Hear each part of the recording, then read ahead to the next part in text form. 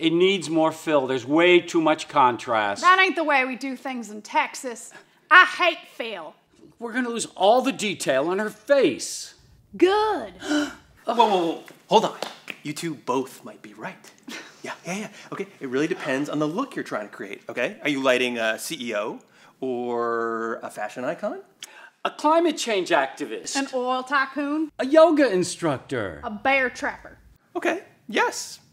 So let's start with the basics. Okay, studio interview lighting. You can apply most of these tips to a room in your house or in your office if you have the space, but what's nice about a studio is you have 100% control over the environment. What is control, really? What happened? Okay, so let's start with the subject. Now, let's add some lights. Key light, our main source for the interview. Fill light, which will affect how dramatic your lighting style is, and the hair light, which separates the talent from the background. Now let's see how each light can be adjusted to create different styles. Ruth here really likes high contrast. Like it. I goddamn love it. And Link here, his trademark is soft beauty type lighting. It'd take a lot of that to make old Ruth here look pretty. Am I getting paid by the hour? Okay, so we created a basic 3-point light setup, but it's very generic, right? It's a little flat, so let's see what our DPs can do to shape the light. Ain't no Pierce Brosnan, but he'll do. All right, let's talk turkey. Now look at all that spell. Light is going everywheres. Let's lose this fill light. Next, what I'm doing there is putting some what we call negative fill in. That there's a solid black. Gives a nice shadow on the side of the face. I call that manly chisel. And who needs a hair light? Looks artificial. Gone. That's looking pretty good. Pretty good. Very nice. I see you got a really nice dramatic effect with adding that solid and pumping up the key light. Cool. So what do you think, Link? Okay, well, you know what's wrong with that soft key light? It's not soft enough. I don't like this subject, so I'm bringing my own. So what I did was add a 4x4 frame with some diffusion in front of the light to make a bigger source.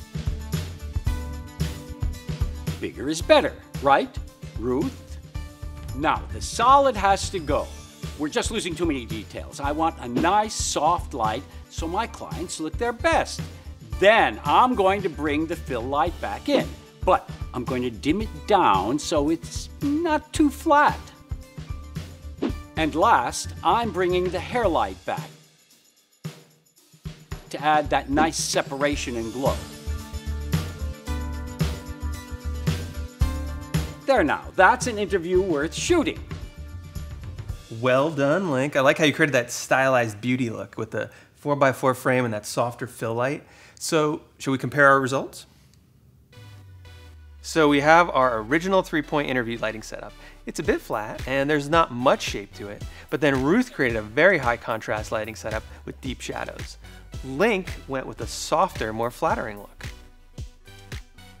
Both looks have their place and there are many variations in between. The important thing is to know your subject and to create a look that works for them, okay? So go out, experiment, get crazy.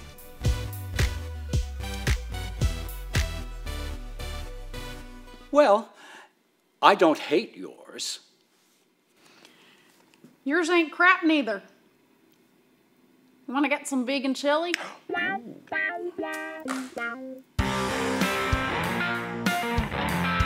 Please subscribe to our page, and if you'd like to comment what you'd like to see in our next video, but we'll have to do some writing of scripts first, budgets, casting actors.